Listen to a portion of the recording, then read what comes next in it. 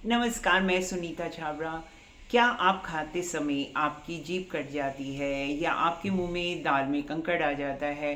तो कभी आपने सोचा इसके पीछे भी कोई ज्योतिषी रहस्य हो सकता है? तो इसी बारे में आज हम इस वीडियो में बात करेंगे।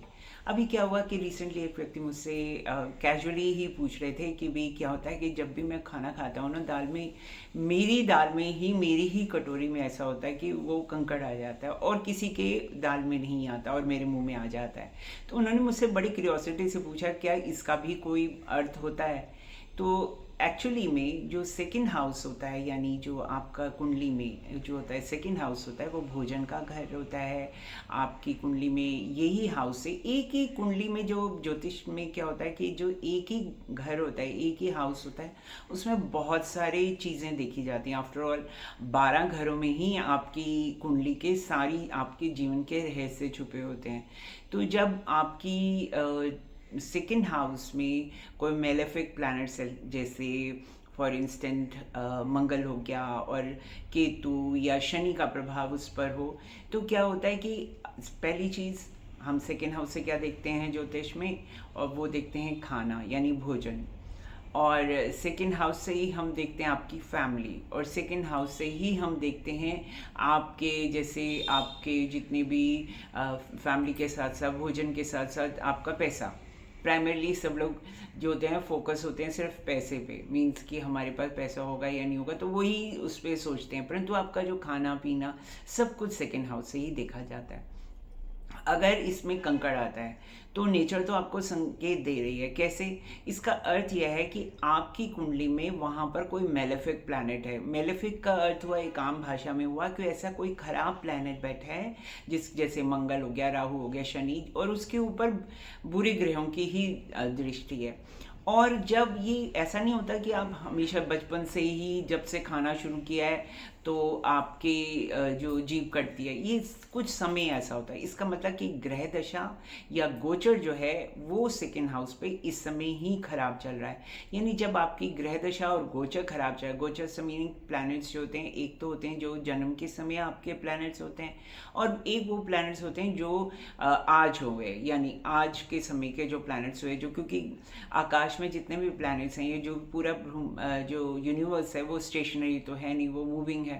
तो जब आपकी कुंडली में जो प्लैनेट्स हैं, जो जन्म के प्लैनेट्स के ऊपर जब खराब प्लैनेट्स का गोचर होता है, तो एक इंडिकेशन ये हो गया कि आपकी फैमिली में किसी भी बात पर विवाद चल रहा है। पहला इंडिकेशन। फर्स्ट इंडिकेशन क्या हुआ कि आपकी फैमिली में कोई ना कोई लड़ाई झगड़ा चल रहा है, क्योंकि मंगल तो कारक ही लड़ाई झगड़े का, मंगल दंगल करता है। और मंगल आपकी कुंडली में कोई ना कोई झगड़े या कोई ना कोई कला कलेश कर रहा है। सेकेंड चीज़ क्या है? मनी। जैसे मैंने आपको बोला कि सेकेंड हाउस मनी का भी होता है, तो इसका मतलब कि पैसों को लेकर ही कोई ना कोई जो है विवाद फैमिली में हो रहा है, चल रहा है। अब जब फैमिली जब मैं कहती हूँ तो I don't mean just husband and wife, ये भी हो सकता है चाचा मामा, और फैमिली में भाई हो सकते हैं, आपके सिबलिंग्स, कोई भी परिवार, आपका संपूर्ण परिवार जो है उसमें जो है कोई ना कोई पैसों को लेकर झगड़े चल रहे हैं। थर्ड क्या होता है कि पैसों को लेकर झगड़े चल रहे हैं, और क्योंकि अगर मंगल होगा तो इसका अर्थ ये होगा कि आपकी जो भूमि यानी लैंड रिलेटेड प्रॉब्लम्स भी चल रही होंगी, यानी प्रॉपर्टी को लेकर डिवीजन की होगी, या कुछ ना कुछ इस मैटर को भी प्रॉब्लम्स चल रही होंगी। तो आप नोटिस कीजिए कि क्या ऐसा आपके साथ हो रहा है। अच्छा, एक तो हुआ कि कंकड़ आ रहा है, मीन्स आपकी लाइफ में जो पत्थर या कुछ होता है ना, वो मंगल का ही कारक होता है, इसलिए मैंने मंगल शब्द का यूज़ किया। इसका मतलब ये हुआ कि प्रॉपर्टी मैटर को लेकर कोई ना कोई आपकी फैमिली में मतभेद है, और आप जो हैं उसको लेके बहुत परेशान है, क्योंकि आपके मुंह में आ रहा है। तो इसका अर्थ यह है कि आपको वो बहुत परेशान कर रही है ये चीज़, कि मनी भी उसमें फोकस हो गया, आपकी प्रॉपर्टी मैटर जो है वो आपको परेशान कर रहा है, और उसके बीच में कहीं ना कहीं डिस्प्यूट हो रहा है।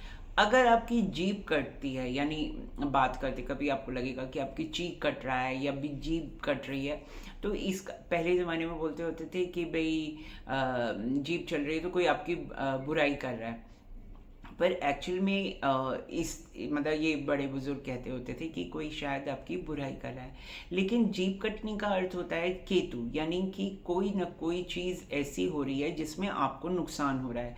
यानी फैमिली में ना केवल आप अपनी परिवार से दूर हो रहे हैं विचारों में, और हो सकता है फिजिकली भी कभी कभी ऐसा होता है कि फिजिकली भी आप अपनी फैमिली से दूर हो जाते हैं विचारों के कारण। लव, या जो कहते हैं ना हमारी आपसी प्यार होता है, वो कम होता जा रहा है।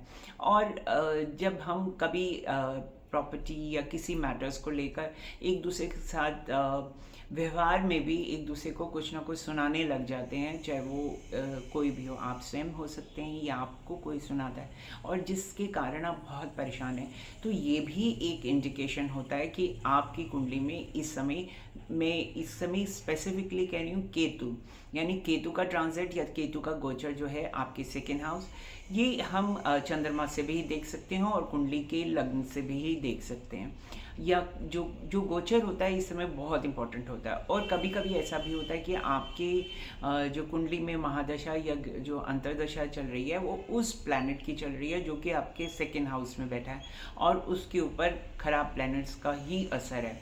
तो अगर इस टाइप का चीज़ है तो आप पहले चीज़ नोटिस कीजिए, क्या ऐसा आपके साथ है। नेचर जो आपको इंडिकेशन दे रही है पैसे से रिलेटेड, फैमिली से रिलेटेड, डिस्प्यूट से रिलेटेड और लैंड प्रॉपर्टी रिलेटेड, क्या ऐसा हो रहा है। अगर हो रहा है तो हमें क्या करना चाहिए, क्योंकि देखिए ज्योतिषी में एक चीज़ आप ये समझिए, कोई भी चीज़ें जो होती हैं ना, जब हम ज्योतिषी उपाय करते हैं या कुछ भी होता है तो पहले हमें रूट कॉज को आइडेंटिफाई करना चाहिए। जैसे कोई डॉक्टर करता है कि पहले रूट कॉज को फाइंड करना होता है, तभी आपको एंटीबायोटिक प्रिस्क्राइब करेगा या कोई भी मेडिकेशन प्रिस्क्राइब करेगा। तो इसी प्रकार से ज्योतिष में बहुत ज़रूरी होता है कि पहले ये पता लगाया जाए कि आपको एक्चुअल में प्रॉब्लम क्या है। अगर आप एक बारी वंस यू नो कि ये मेरी फैमिली की ये वाली चीज़ है, कुछ लोग तो इसी चीज़ से भी सॉर्ट आउट हो जाते हैं कि हाँ यही प्रॉब्लम है, तो और उसका समाधान चाहेंगे आपकी भी क्या। कुछ समय ऐसे हो जाता है, एक तो गोचर का प्लैनेट ऐसे है, तो पहली चीज़ तो ये कीजिए कि उस समय जो है, जैसे पहले ज़माने में बोलते होते थे कि भगवान का नाम लीजिए जब भी आप अपने जिसमें आपकी आस्था है, तो ये बोलते थे। इसका कारण इसके पीछे मेरा अपना बिलीफ ये है कि इसके पीछे शायद ये कारण रहा होगा कि जब आप भगवान का नाम लेते हैं तो जो भी परेशानी है वो शायद टल जाती है। Number one reason could be this, ये एक बहुत बड़ा उपाय बोला जाता है कि आप कंटिन्यूसली अपने मुख में जो है भगवान का नाम, एक चीज़ होती है। दूसरा ये होता है कि जब आपको गुस्सा आता है तो आप किसी को कुछ नहीं बोलते, क्योंकि भगवान का नाम ले रहे हैं, तो माइंड भी काम डाउन हो जाता है। इसके साथ साथ आप मंगल का उपाय कीजिए या केतु का कीजिए। अगर जीभ कटती है तो केतु का उपाय कीजिए। अगर मुंह में कंकड़ बार बार दाल का में आ रहा है या किसी भी भोजन में आ रहा है तो आप मंगल का उपाय कीजिए। और ये उपाय मंगलवार को ही स्पेशल कीजिए, क्योंकि केतु भी एक तरीके से कहा जाए तो मंगल का ही एनर्जी को कैरी करता है, और वो भी एक अलग लेवल पर, मीन्स ज़्यादा लेवल पर। तो इनमें से कोई भी चीज़ आप फील करते हैं तो आपको मंगल का उपाय करना चाहिए और ट्यूसडे का उपाय करना चाहिए। और ये जो भी उपाय करेंगे तो आप देखेंगे कि धीरे धीरे जो समय, और आपको ये भी ध्यान रखना चाहिए कि ये उपाय जो होते हैं एकदम नहीं आपको असर करते। उसके पीछे यही कारण है कि आपकी कुंडली में ग्रह दशा महादशा छोटे समय की है या लंबे समय की है, गोचर छोटे समय का है या लंबे समय का है। और इसके साथ एक बात भी जी, अगर आपको कोई इस प्रकार की आश्वासन भी देता है तो मेरा मत यह है कि वो जल्दी से कोई भी चीज़ नहीं जाती है। ग्रह गोचर अपना छाप छोड़ के जाता है, परंतु धार्मिक और कार्मिक उपाय इस समय किए जाएंगे तो आपको लाभ होगा। मैंने जिस प्रकार कहा, मंगल और केतु का उपाय ज़रूर करना चाहिए। मैं आने वाले अपने वीडियोज़ में किस प्रकार के कौन कौन से उपाय होते हैं और शास्त्रों में बताए हुए और उन उपायों को किस प्रकार से करना चाहिए, ये मैं आने वाले अपने वीडियोस में उस बारे में बात करूँगी।